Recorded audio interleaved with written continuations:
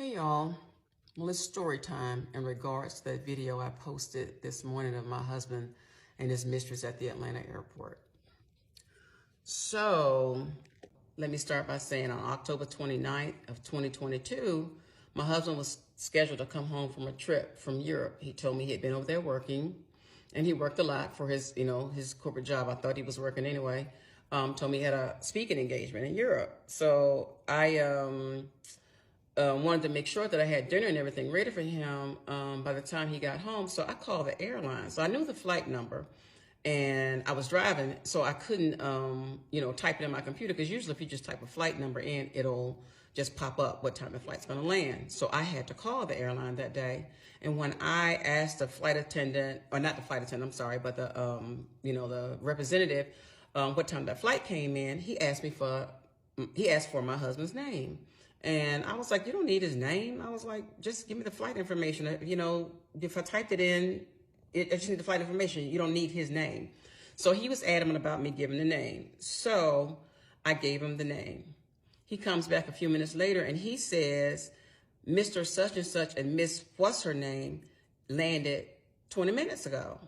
So I'm in shock because I've been married 25, 26 years and I'm thinking I'm just married to this outstanding, upstanding citizen. Hi guys, welcome back to my channel. So in this video we are looking at a long and messy, yes, very messy drama. So before you continue with this video, get yourself popcorn, get yourself some drinks, and just get some snacks, because this drama is long. It's going to be in 3 parts because it's long, messy, and ongoing. In this video, we are going to be discussing or looking at a situation where a woman actually found her husband with his side chick at the Atlanta airport. So I don't know if you've been hearing about the story. Her name is Gail and she's on TikTok. I think she's a friend to Candy Burris or something. I can't remember her name. Anyway, this drama is really like long, messy. I've not yet checked out all the videos that she has done. So we'll check it out together. And then after checking it out, I would share my thoughts on the whole situation. So like I said, this story, this whole drama is going to be in 3 parts, because we have the first part where she described all that occurred, how she was able to find out what was going on and through an airport employee. And then the second part is when people went to go and find out the person's name, the side chick's name and everything. There's some FBI on internet. So they found out that, and then she came back and said a story about some things. And then the third part is the cliffhanger. So let's check out the first part where she talked about the whole situation, and then I'll come back with my thoughts. So I have my own tea here, so I hope you are comfortable. So let's check this out.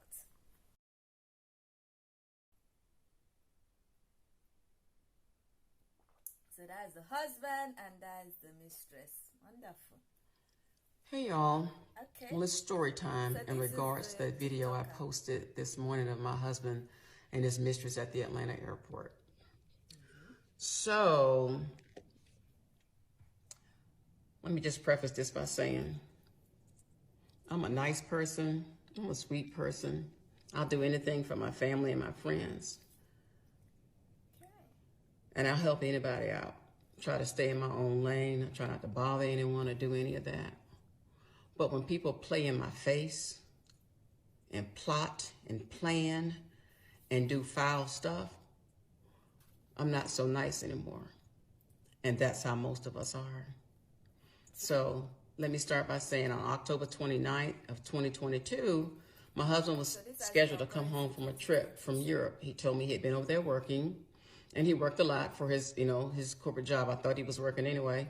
Told me he had a speaking engagement in Europe. So I wanted to make sure that I had dinner and everything ready for him by the time he got home. So I called the airline. So I knew the flight number and I was driving, so I couldn't, type it in my computer, because usually if you just type a flight number in, it'll just pop up what time the flight's going to land. So I had to call the airline that day.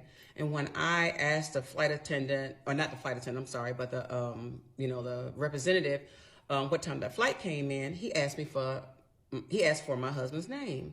And I was like, you don't need his name. I was like, just give me the flight information. If I typed it in, I just need the flight information. You don't need his name. So he was adamant about me giving the name. So I gave him the name. He comes back a few minutes later and he says, Mr. Such and Such and Miss What's her name landed 20 minutes ago. So I'm in shock because I've been married 25, 26 years, and I'm thinking I'm just married to this outstanding, upstanding citizen. So I said, no, just his name. I don't know who that other person is, but just his name.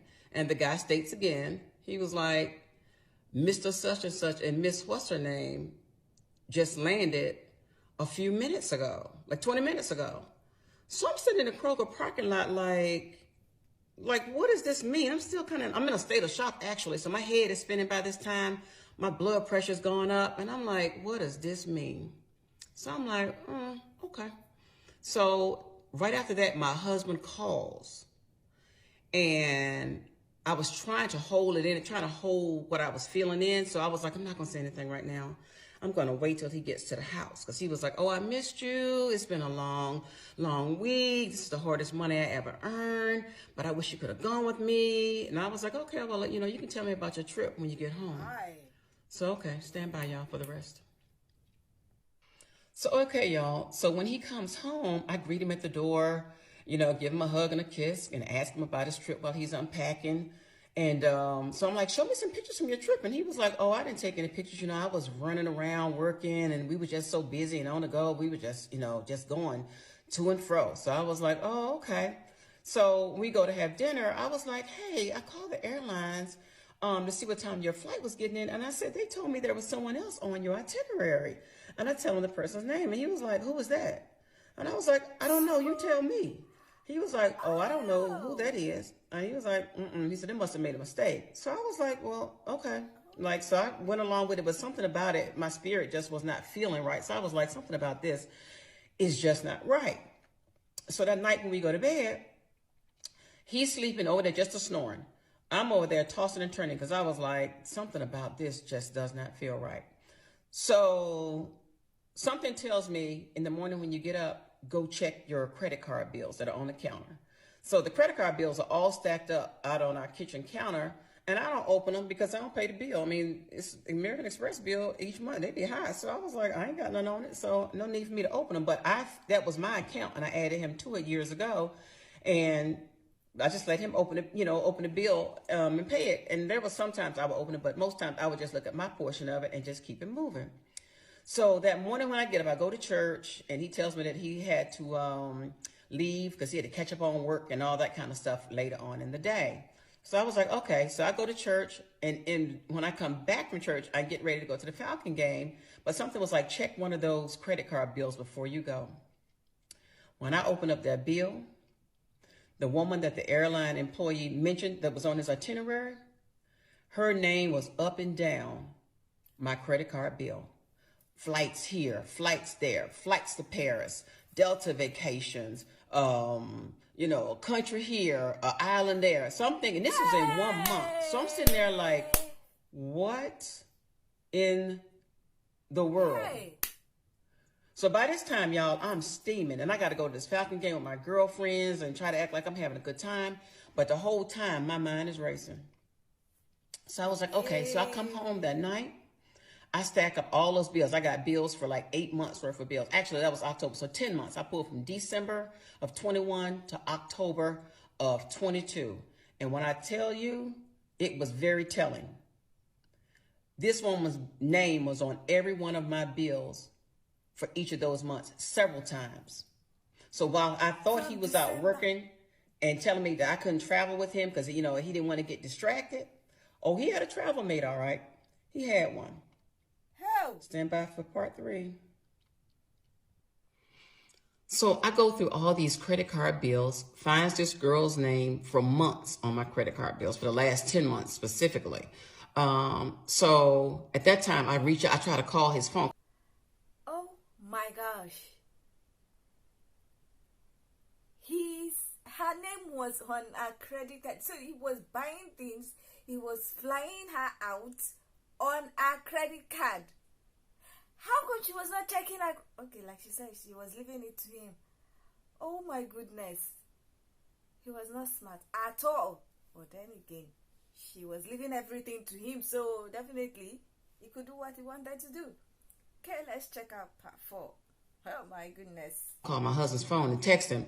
No answer, no text back. So I called his boy's house because he told me he was going to his boy's house to watch football. No answer from him. So I texted him and was like, hey, is he with you? No answer back. Then all of a sudden, here come my phone ringing. It's my husband. Like, oh, I ran out to get something to eat. Like, what's up? And I was like, oh, you know what's up. I said, and I started repeating the girl's name. And he was like, why you keep saying that name? And I was like, I kept saying the name. So he was like, well, I don't understand why you keep calling the name. And I was like, oh, yeah. I said, your gig is up. I was like, you nasty. I was like, your gig is up. So he was like, I don't know what's going on. I'm on my way home. I'm on my way home. I was like, bring your ass on home. I was like, come home. Because by this time, I'm furious. So I hang up the phone. I'm just like livid, y'all. I promise you. I think my blood pressure was on like 1,000 that day. So he comes in, and he come in like all Billy Bad, like, why you keep mentioning that name? And I was like, you tell me why I keep mentioning that name. So I was like, I'm going to ask you this. I said, I'm going to ask you one time. I said, no, I know the truth. I was like, was such and such on this flight with you? He was like, no, I don't know why you keep mentioning that name. I don't know who that is. I said, I'm going to ask you one more motherfucking time and know that I know the truth. Don't lie to me. And it was like this mask fell off of him. And he sat down in his chair and he was like, yeah, she was with me. And I was like, okay. I said, so that's your girlfriend? He was like, yeah. I said, well, how long you been with her? He said a couple of years. Your credit card. And I was like, okay. So by this time, I can't hold it together. I mean, I think all I remember doing, I remember crying, and I had a really, really bad headache. And all he said to me was, and this was what he says was really kind of like cut me. He was like he was relieved. He was like, at least I ain't got to lie no more. I'm sorry I hurt you, but at least I don't have to lie anymore. So by this time, I'm like, say what now? Wow. So I'm screaming, I'm yelling. My son's upstairs. He comes down, goes back up, because I was like, everything's fine, everything's fine. But my head is like hurting like really, really bad, guys. So I come back to my bathroom to try to get some medicine. So I was like, let me take my blood pressure. Blood pressure was like 190 over 110 or some crazy shit like that. So I was like, I got to get to a hospital. I got to get to a hospital. So stand by. It gets more interesting. So by this time, my head is banging, and I know I need to go to the hospital. I know something is wrong. So, of course, I'm crying. I'm hysterical, trying to put my clothes on. He's trying to touch me and pet me up like, oh, I'm just so sorry that I made you feel this way. Now, didn't really have any compassion in his voice, any of that kind of stuff. So I was like, don't touch me. So I drive myself to the airport. He was like, I'll drive you. I was like, I said, I'll take my chances. I drive myself to the airport. I get there. Blood pressure is off the charts to the point they're like, ma'am, you're about to have a stroke. You got to calm down. And I really couldn't even talk. So they were like, you got to calm down. So they call my doctor. We get the medicine. They try to get it under control. So I'm there for a couple of hours. So I come home and he's sitting on the couch eating Cheetos like ain't shit happened, right? Then comes in like, oh, what they say? And I was like, they said they got my pressure, kind of down because it went all the way down. They said, go see a doctor in the morning. So that night, I could not sleep. I cried all night long to the point when I got up that morning, I really couldn't even see. My eyes were so swollen. So I'm tore up, right? So I go out later that morning. He's upstairs. I come upstairs because I slept in another bedroom. He's around here like, he having a good day and shit. Like, his burdens is light. Mine heavy, but his is light. So, I come up and then he's out in our family room and I was like, look, I said, I don't know. And I'm still in a state of confusion. So I was like, I don't know what happened last night. And I was like, I don't know what I've done wrong. Because by this time I'm blaming myself. I was like, I know I'm getting older but I try to keep myself up. I try to look nice, do whatever I can as a wife. I was like, I've tried my best, so I don't even know what I could have done or what I can do. So I'm taking the blame. And he was like, oh, it's not you. Like, it's not you. So, but I'm like, no, like, it's got to be me. He was like, no, he's like, you're a good wife. You've been a really good wife. So I was like, well, I'll tell you what. I was like, I'm confused here. I say, so what we need to do, I was like, I think we need to sell the house. Let's move away, try to start over. You go to counseling. I go to counseling. We do some counseling and we start over. So he was kind of like real smug with it. Like, well, if that's what you want, like, yeah, we can do that. So I was like, well, what about her? Are you going to stop seeing her? So he paused for like 20 seconds and kind of tilted his head to the side. He was like, I ain't gonna tell you I'm gonna stop seeing her. And I was like, then you want a divorce? He was like, oh, I don't want a divorce. He was like, I ain't gonna let nobody fuck up my money. And I was blown away. Y'all, when he hit me with I don't want a divorce, but I'm gonna keep seeing her because I ain't gonna let nobody fuck up my money. Let me tell you something. That was definitely the wrong answer and told me everything I needed to know about him, about the marriage, and what I needed to do next. So for the next couple of days, I'm still in a state of confusion. And I remember once I found the girl's name, I went to Instagram, good old Instagram. You go look there, you find anything. So I look up her name, I see her, and I'm really like feeling down. I'm like, oh my God, like she's beautiful. He wants him someone younger, like I ain't all that, So I'm just tearing my ass up. So, my girls called later that day. My best friend called that morning and was checking in on me, and I was trying to hide it from her, but I couldn't. So I'm like in a ball of tears, tell her what's happened. She's in a state of shock. And usually she always got something to say, but she was left speechless. So she calls my other girlfriend. She calls. We all in a state of shock. Everybody's tore to pieces. So that day, after, I tell them what happened and everything, everybody, we just call it, we all were shocked.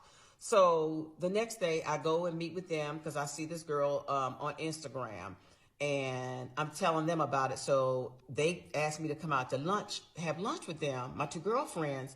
So, because they needed to tell me something. So, and I bring it up. I was like, well, I see her pictures on Instagram. And I was like, she's pretty. And they were like, girl, she ain't all that damn pretty. Like, that's filters and plastic surgery and a whole bunch of other shit. Like, girl, it ain't even all that. And they were like, and kind of, it's like, we ain't trying to offend you. Y'all actually kind of favor each other. Like, she may be the younger version of you. So I'm thinking, like, I don't look like her. Like, that girl's, pretty. Like, I don't look like that. So in the interim, I was like, well, at least I said they don't have any pictures of themselves up on her Instagram. So my girlfriends was like, that's why we needed to meet with you. Because they were like, there is a picture out there. So by this time, y'all, I'm devastated. So our food tries to come. We have papados. Food comes. I'm so distraught from tears and looking a hot mess. Couldn't really even eat. And we went into how bad off I was. You bad off when you can't do this. We needed to pray over our food. I couldn't even put my hands together to pray. I have never had that to happen. I couldn't even pray. I literally put my head down on the table while they were saying a prayer and cried. And basically they made me try to eat because I really could not eat anything. So it was just a complete mess. So when I get home, my husband, he was actually gone. I think he was gone, but he claimed he had a trip or something. And then he tells me when he did come home, like, well, I need to talk to you because I think we need a little break. So he was like, you need a break so you can think about some things. And I was like, huh? Like, I need to think about some things. He was like, yeah, you need a break so you can think about some things. So yeah, to add insult to injury, he tells me he needs to go away for 3 to 6 months for me to think about some things and to think some things over.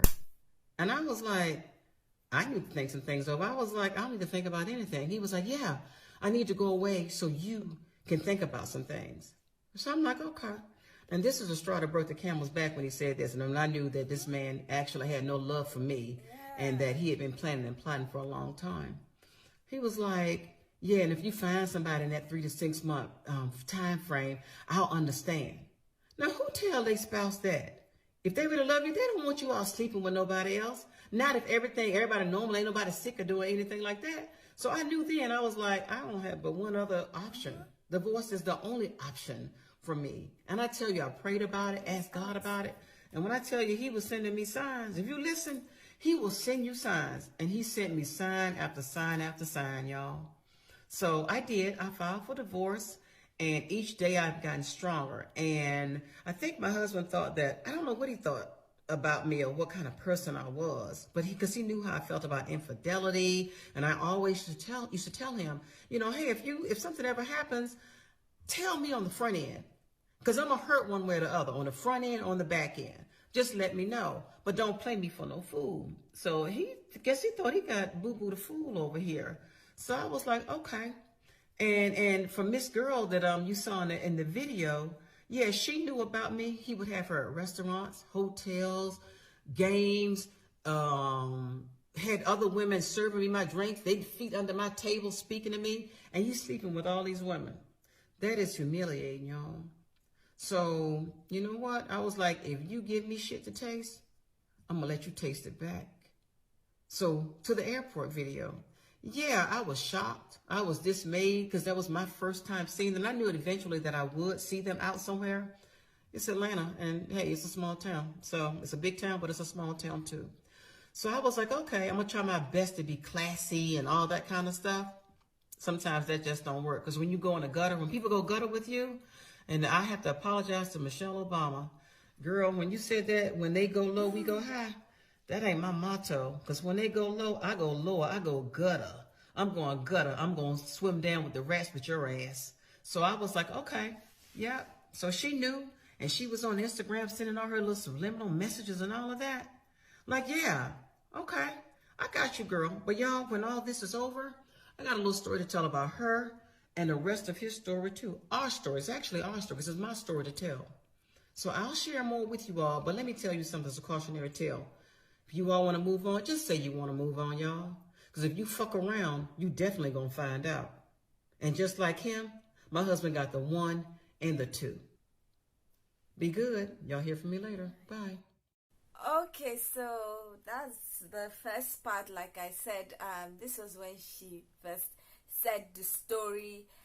And from what she said, it looked like the husband has already checked out. So he was just pretending, and when she caught him, he was like, oh, finally, I don't have to be hiding, and all the nonsense, the audacity to be saying, oh, I don't want to get a divorce because of my money. So obviously, he was hiding because he knows that she's going to get at least 50% of his earnings, or 50% of his financial worth. So he was just trying to hide as long as he could, but he was stupid, because how can you be putting the flight ticket and reservation and all the rest for your mistress on your wife's card, credit card? Maybe he thought she was someone, because anyway, over 20 years, he just felt like he knows that she's not going to check the credit card, and then he thought that he will continue to get away with it, which he would have continued to get away with it if that airport employee did not open his mouth to say, such and George have arrived. Like, the person was adamant to say, this person is with your husband. You just don't want to say it. And I don't know if that is professional or is allowed. Maybe because she said she's the wife. I don't know. But that employee saved her a lot of ignorance. She mentioned the fact that she started feeling like, oh, she's the problem because she's older, and that happens a lot. People begin to think maybe they're the problem, and someone actually said that women, when things like this happen, they will think they are the problem. Meanwhile, when things like this happen to men, they will say, you are the problem. They are never the problem. And that's what she just did again. She was trying to accommodate what she thought is her flaws. Anyway, like I said, there's a second part and there's a third part. The second part is when people went FBI on the mistress, Like, you watch this, she never mentioned anybody. Her name is Gail Lewis, and I think her husband's name is Harold Lewis. But that was enough for people to find out who the mistress was.